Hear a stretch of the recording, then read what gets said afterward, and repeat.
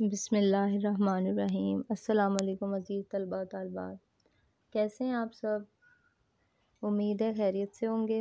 کیسی گزری آپ کی عید؟ اللہ تعالیٰ آپ کو اپنی حفاظت میں رکھے، آمین۔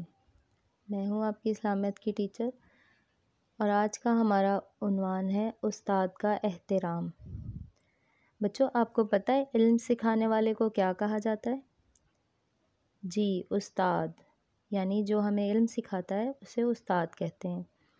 استاد کو عربی زبان میں معلم کہتے ہیں۔ کیا کہتے ہیں؟ معلم۔ اردو میں استاد اور عربی میں معلم۔ اسلامی معاشرے میں استاد کا مقام بہت بلند ہے، اور اسلام نے استاد کو ایک درجہ دیا ہے۔ آپ کو پتہ ہے وہ کون سا ہے؟ جی، روحانی باپ کا۔ اسلام نے استاد کو روحانی باپ کا درجہ دیا ہے۔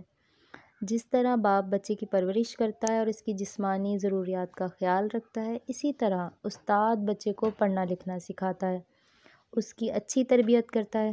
حضرت محمد صلی اللہ علیہ وآلہ وسلم نے استاد کا احترام کرنے کا حکم دیا ہے۔ سب سے بڑے معلم حضرت محمد صلی اللہ علیہ وآلہ وسلم ہیں۔ سب سے بڑے معلم کون ہیں؟ ہمارے نبی حضرت محمد صلی اللہ علیہ وآلہ وسلم۔ حضرت محمد صلی اللہ علیہ وآلہ وسلم کا ارشاد ہے، بے شک مجھے معلم بنا کر بھیجا گیا ہے۔ اب استاد کا احترام کرنے کے لیے کون سی باتیں ہمیں اپنانی چاہیے؟ کس طرح ان کا احترام کرنا چاہیے؟ استاد کو ادب سے سلام کرنا چاہیے، ان کی ہمیشہ دل سے قدر کرنی چاہیے۔ استاد کو کبھی بھی شکایت کا موقع نہیں دینا چاہیے۔ استاد اگر کوئی بھی بات کہے تو اس پر عمل کرنا چاہیے۔ اونچی آواز میں بات نہیں کرنی چاہیے ان سے۔ استاد جب سبق پڑھائے تو خاموشی اور توجہ سے سننا چاہیے، اور گھر کے لیے دیا گیا کام پوری توجہ سے کرنا چاہیے۔